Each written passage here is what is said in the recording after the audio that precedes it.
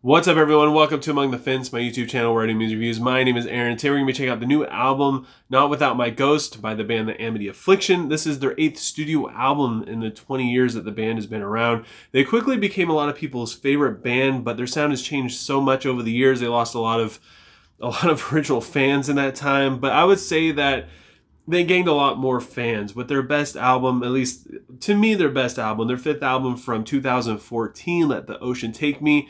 But I do kind of like most of their releases. If I'm going to be honest, I do enjoy them quite a bit. Their debut and their second album, Severed Ties and Glory Days, are great, especially for nostalgia. While Youngbloods kind of gets forgotten about and Chasing Ghosts was more full of controversy than anything else, but musically it still sounds good.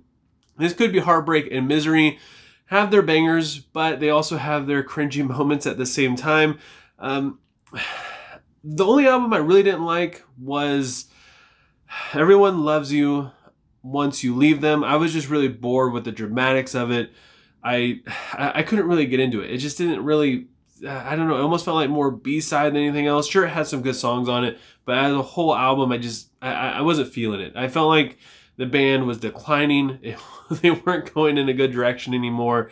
They were becoming more radio play. But after hearing some of the singles off of Not Without My Ghost, it kind of gave me hope. It seemed like they were going back to their original sound, back to their aggression and passion that they once had. So I was excited about it. So let's talk about it. The album opens up with the song Show Me Your God, which doesn't hold back. It comes in with blast beats and distorted vocals in the intro. The choir in the background sounds so freaking sick. And the chorus is cleans, which sound good, but the transition back into the verse is probably the best part of this song.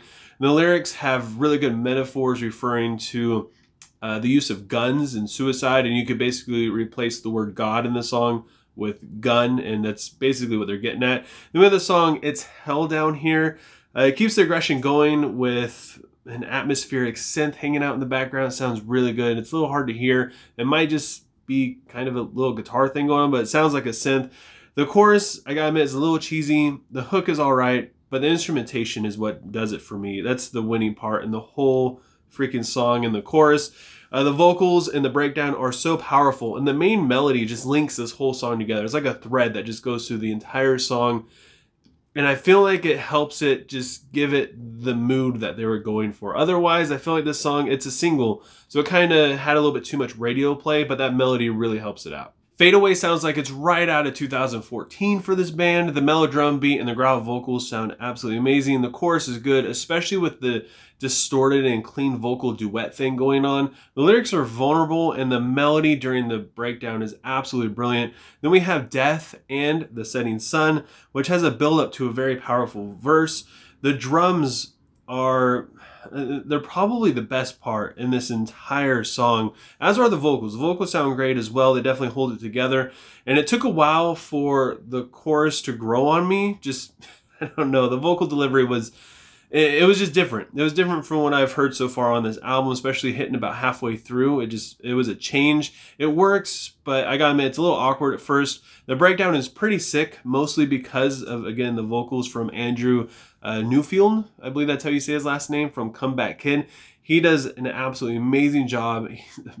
Fantastic feature. He adds so much to this song. I See Dead People is about the struggle that he has with his friends committing suicide and people dying all around him, while he himself is also struggling with the same kind of suicidal thoughts. And this song is great. It's one of the singles that was released, and it's got amazing drums and a haunting guitar, and it can easily be overlooked as just a song that's made for, you know, a mosh pit live. It's pretty heavy, but the lyrics are deep, the emotion in it's really deep, and I enjoyed it quite a bit. And then we have my favorite song on this album, When It Rains, It Pours. I absolutely love the intro and how it flows so well into the verse. The melody is very colorful, while at the same time being pretty heavy. The chorus is simple, but it works really well, and it's absolutely amazing. And again, the transition from the chorus back into the verse, it's so perfect. It just moves the song along. And the bridge has probably the lowest vocals heard on this album. They just come out of nowhere. The only issue I really have with this song is the repetitiveness, but at the same time it kind of works thanks to the vocal feature, Landon from The Plot and You. He does an amazing job in this, and it really helps change things up. But again, it's repetitive, but I don't really care because I enjoyed it. The Big Sleep kind of feels like a continuation to the song Death in the Setting Sun. It's got a heavy verse that sounds great. It's got a lot going on in this ever-changing kind of way. It always sounds like it's evolving and going through different transitions. I'm not really a fan of the chorus. It was just a little too simple, but this time to the point of being a little boring, if I'm going to be completely honest. The verses, though, are easily some of the best moments on this entire album. And then we have the song Close to Him, which have chants in the pre-chorus that it just takes me back to 2010 metalcore. It's a little weird, but I didn't really enjoy the chorus. But this is probably one of the more unique songs on this album. I mean, it's different. I really enjoyed it. The verses are still pretty fun, and the bridge and the breakdown are great. It's just the pre-chorus and the chorus. I don't know. This is definitely kind of the oddball one, but I wouldn't say it doesn't have its place on this album. It was just different. God Voice might be the most aggressive and ethereal song on this album, especially thanks to the O's from the female vocals and the chorus. It does get pretty repetitive though, but I mean, those parts that are repetitive sound good, and they didn't really become too tiring for me, and I enjoyed it every single time I listened to it. Then we have the closing track, which is the title track song, Not Without My Ghost. It's got this slow, dramatic piano with pounding drums. The verses feature Femme, and her vocals fit this atmosphere just absolutely amazing. I mean, it sounds so good. It sounds like this song was written with her in mind, which is kind of sad because they said that they went to other female vocalists. I'm not getting like Courtney LaPlante, and it's just they turned them all down, and they were starting to feel a little sad because they're like, does nobody want to write a song with us? But then they found Femme, and I feel like she did better than just about anybody else could have. So I really hope that it's not like a struggle for them with this song, being like, man, does this song suck or whatever. I mean, I feel like this is one of the best songs that they had because of her.